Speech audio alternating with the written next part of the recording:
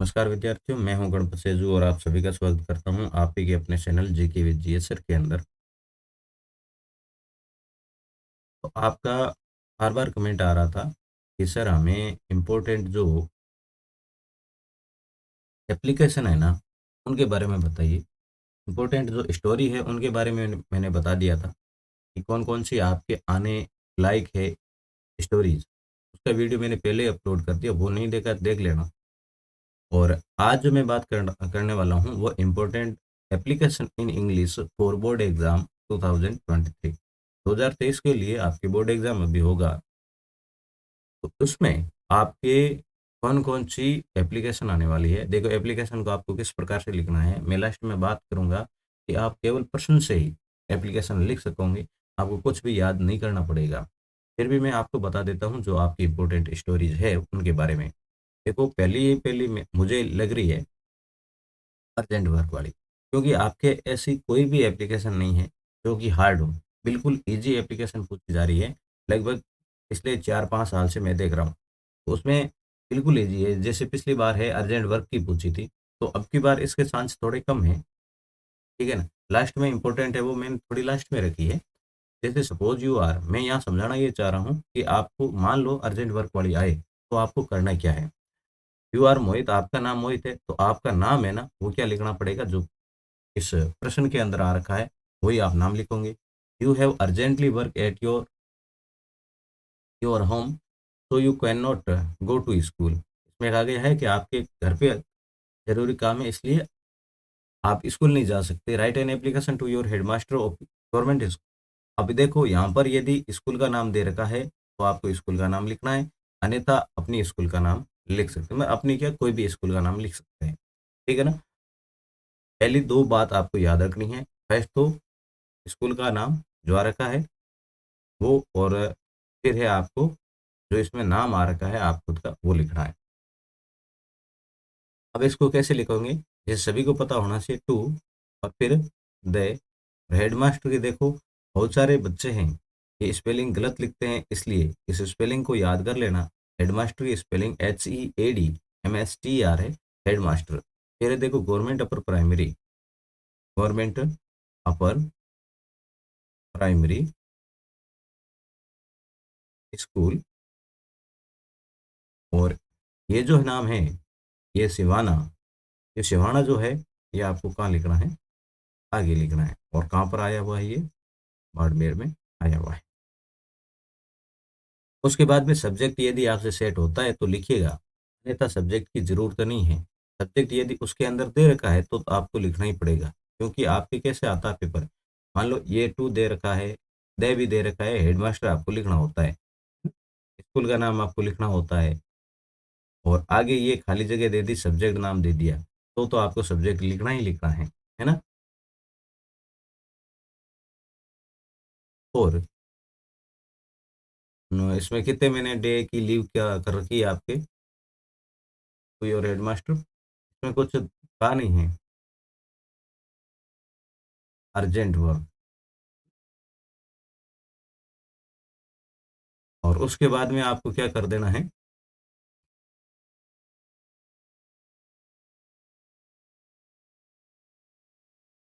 1 minute. उसके बाद में आपको जैसे सर ये लिख देना है। उसके बाद में मोस्ट रेस्पेक्टफुली आई बेग। अब देखो यहाँ पर ये बेग स्पेलिंग है BEG है, ध्यान रखना। बहुत सारे बच्चे क्या BAG लिखते हैं, जो कि गलत है। बेग टू से डेट, है ना। उसके बाद में मैं पीछे की तरफ में आऊं तो क्या लिख रखा है, से डेट। यू की जगह आपको क्या कर देना है, I have an urgently work at your का माई होम। तो यू का आई, नॉट गो का तो कम आएगा भाई, क्योंकि आप तो आना चाह रहे हो, नहीं आना चाह रहे हो। हेडमास्टर को तो आना ही बताओगे, जाना थोड़ी बताओ। तो इसलिए कम टू स्कूल, है ना, ये पूरा लिख देना है। जैसे यहाँ पर देखो, so that I have an urgently work at my home, तो I can not come to school. ठीक है। अब इसके बाद में यहाँ पर आपको काइंडली लिखना है। स्पेलिंग ध्यान रखना सभी। काइंडली, ग्रेंट, ग्रेंट का अर्थ है प्रदान करना। मी लीव फॉर, जो भी दे रखा है 2 डेज, 3 डेज, है ना, क्योंकि लास्ट लास्ट एप्लीकेशन पे 3 दिनों का अवकाश मिल सकता है आपको, 2 डेज। अब देखो यहाँ पर ये जो स्पेलिंग है, ये आप ध्यान रखना ओबेडिएंटली की, ओबेडिएंटली। और वहाँ पर क्या नाम रखा था? मोहित। क्लास एट्थ, है ना। और यहाँ डेट आपको लिख देनी है, जैसे कि आज तेरे, तो 3 ही लिख देते, कोई बात नहीं, तेरे मार्च 2023। ठीक है। एक तो एप्लीकेशन ये है आपकी, दूसरी एप्लीकेशन है ये वाली। इसमें क्या है? इमेजिन यू आर रक्षित, आपका नाम है, माना कि आपका रक्षित नाम है, और your father is a teacher, आपके पिताजी टीचर है। ही ट्रांसफर्ड, मतलब आपके पिताजी का ट्रांसफर कहाँ हो गया? यहाँ से राजसमंद। तो you want go with him, इसलिए आप उनके साथ जाना चाहते हो। Write an application to your headmaster about issue your TC of class 8 पास। देखो क्लास 8 पास की टीसी जारी करवाने के लिए आपको क्या लिखना है? एप्लीकेशन लिखनी है। तो अब देखो करना क्या है, सबसे पहले तो वो फॉर्मेट तो आपको लिखना ही है, जैसे टू द हेडमास्टर, हेडमास्टर को ही लिख रहे हैं ना, तो ये पढ़िए। स्पेलिंग वैसे इसके अंदर आती है, आप ध्यान देते नहीं, ये बात है। हेडमास्टर, यहाँ स्कूल का नाम आ रखा है तो नहीं आ रखा है, तो स्कूल का नाम आपको लिख देना है। गवर्नमेंट अपर प्राइमरी स्कूल जालो।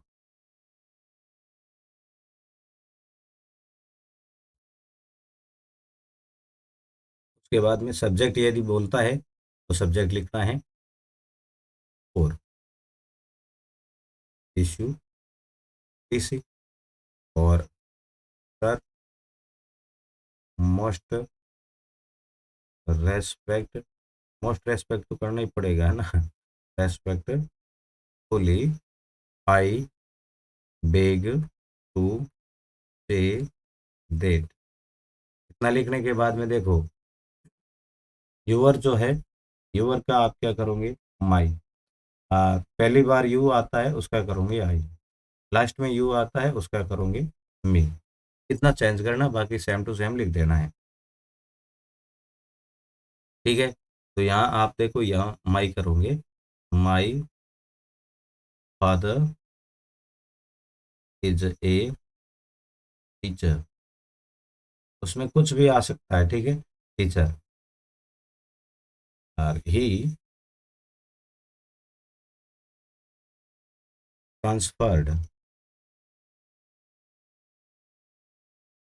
Here to Rajsamand. तो अब यहाँ पर यू है, तो यू क्या करोगे आप? तो I want go with him, कितना लिखोगे? फिर आपको क्या करना है? काइंडली वाली लाइन लिखनी है। काइंडली, और ये लिख देना है इशू, योर की जगह तो आपको क्या लिखना है? माई टीसी ऑफ क्लास 8 पास। काइंडली इशू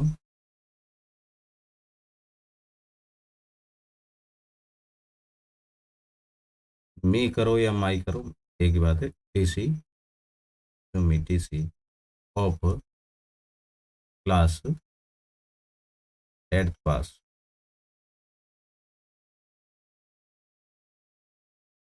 ठीक है। और उसके बाद में आपको क्या लिख देना है यहाँ पर? योर्स एविडेंटली,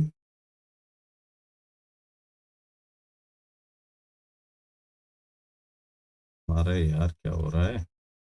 एविडेंटली, और यहाँ पर नाम क्या आया? रक्षित, तो आप रक्षित लिख दोगे।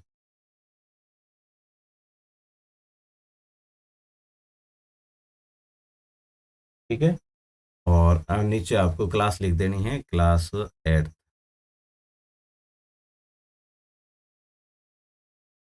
ठीक है। तो इस प्रकार से एक तो आपको मैंने अर्जेंट वर्क बताया और एक आपको क्या बता दिया मैंने, ट्रांसफर सर्टिफिकेट वाली बता दी।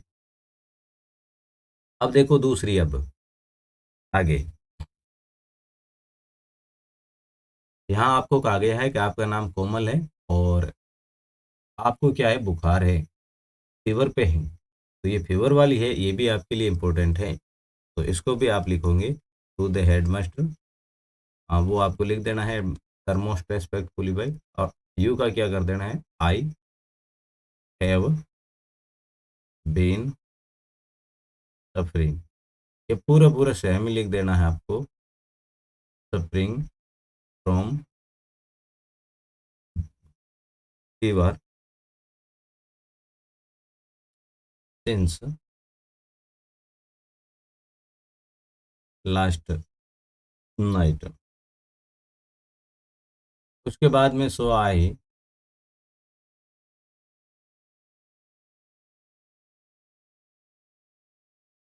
M going going to hospital. ये अपनी मन से लिख सकते हैं, नहीं आता है कोई बात नहीं, जो इसके अंदर आ रखा है वो लिख देना है, हॉस्पिटल फॉर किड्स, है ना। और फिर काइंडली वाली लाइन लिखनी है आपको, काइंडली ग्रांट मी लीव। इसमें भी आपको लीव चाहिए, grant me leave for 2 days या 3 डेज, जो भी आप इक्वेशन में आ रखा है वो लिख देना है। इसमें 2 डेज आ रखा है तो 2 डेज लिख दिया है। योर्स ओबिडेंटली वाली अभी मैंने बताया है दोनों एप्लीकेशन में, तो आपको लिख देना। अब देखो कॉमन बातें क्या ध्यान रखनी है वो देख लो। अच्छा, इनसे पहले आपने, मैंने अभी तक कहा ही नहीं है यार, वैसे कहने की ज़रूरत नहीं है मेरे प्रिय स्टूडेंटों को कि आपने इस चैनल को सब्सक्राइब तो ज़रूर कर लिया होगा। सब्सक्राइब कर लो। सब्सक्राइब का अर्थ है यहाँ पर नाम लिखा हुआ है एक लाल लाल सा सब्सक्राइब, उसको आप अंगुली लगाओ। उसके बाद में यहाँ पर घंटी आएगी, उसको घंटी पे अंगुली लगाओ। और उसके बाद में यहाँ पर नाम आएगा ऑल, उस पर क्लिक कर दो। क्लिक बोले तो अंगुली लगा दो, अपना काम कंप्लीट हो जाएगा। लाइक कर दो। लाइक है ना, यहाँ पर लिखा हुआ है, यहाँ पर आपके लाइक है, नीचे देखो लाइक लिखा हुआ है, लाइक पे आप टच करो। और उसके बाद में आपको ये लगा कैसे, वो कमेंट भी कर दो। ठीक है, चलो। अब यहाँ पर मैं आपको बताने वाला हूँ कि आपके इम्पोर्टेंट क्या बातें याद रखनी है एप्लीकेशन लिखते वक्त, वो बता देता हूँ ताकि आपकी एप्लीकेशन गलत ना हो।